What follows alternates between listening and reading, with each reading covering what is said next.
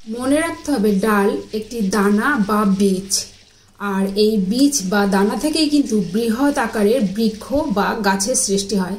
তো সেই জিনিসটা কতটা উপকারী বা কতটা প্রয়োজন আমাদের সেটা বুঝতেই পারছো। আর এটা কতটাই শক্তিশালী। সব খাদ্যের থেকে ডাল বা দানা জাতীয় জিনিসটা কিন্তু বেশি উপকারী। তো এই ডালটা বারবার ধুতে হবে। আজ আমি রান্না করছি মুসুরির ডাল, তোমরা দেখতেই পাচ্ছ। একবার ধুলে কিন্তু হবে না, কেননা এর মধ্যে অনেকটা কিছুটা বিষ দিয়ে রাখে যাতে পোকা না ধরে। তো সেই যে ধোয়া জলটা, ডাল ধোয়া জলটা আমি গাছে দিয়ে দিলাম, গাছের অনেক উপকার হবে।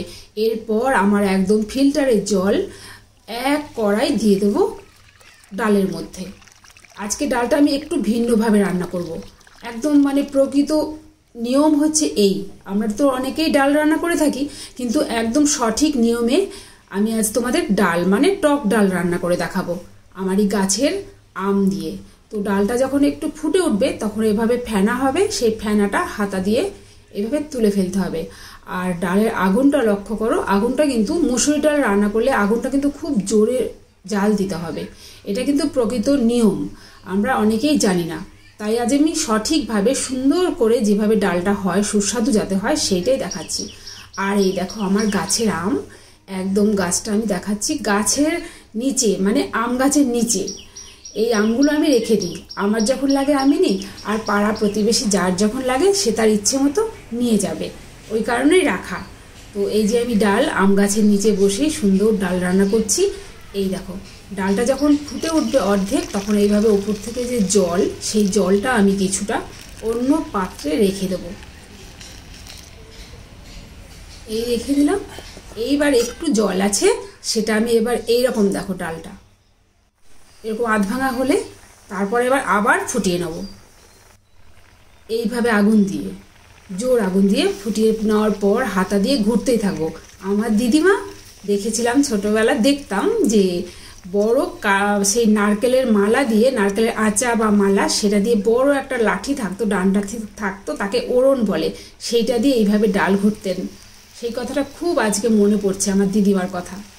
তো আমার তো আর সেই ওড়ন নেই, এখন আমি আর স্টিলের হাতা দিয়েই ডাল ঘুরছি। এইভাবে কিন্তু ক্রমাগত ঘুরতেই হবে, ঘুরতে ঘুরতে যখন এই পর্যায়ে চলে আসবে একদম মিহি হয়ে যাবে। এতে করে কি ডালের স্বাদটা মানে অসাধারণ হয়, তোমরা কল্পনাও করতে পারবে না। এইবার যে জলটা রেখেছিলাম সেইটা আমি দিয়ে দেবো।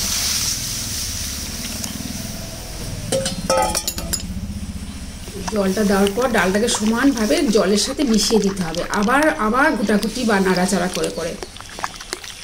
এই দেখো সুন্দরভাবে মিশে গেল।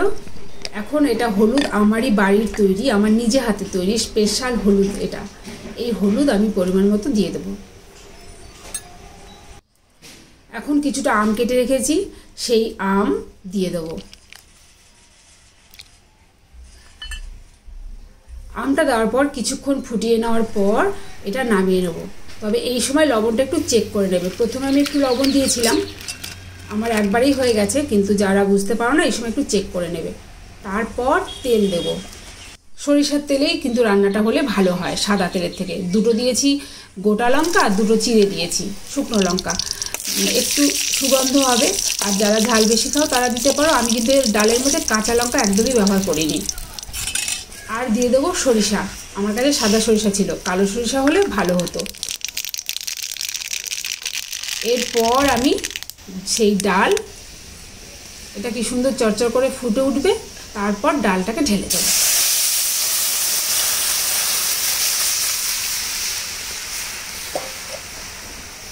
ডালটা ঢেলে দেওয়ার পর শেষেও কিন্তু একটু ফুটিয়ে নিতে হবে, তাহলে স্বাদটা আরও সুন্দর হবে। এই দেখো আগুন কিন্তু ওইভাবেই জ্বলছে, একটু জোর কদমেই কিন্তু আগুন জ্বলছে।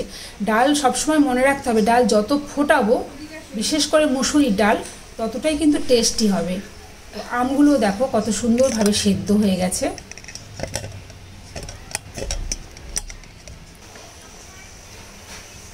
এখন আমি নামিয়ে নেব ডাল, টক ডাল। এই গরমে এটা আমাদের শরীর স্বাস্থ্য মনের জন্য অনেক উপকারী, বিশেষ উপকারী হচ্ছে টক ডাল গ্রীষ্মকালে।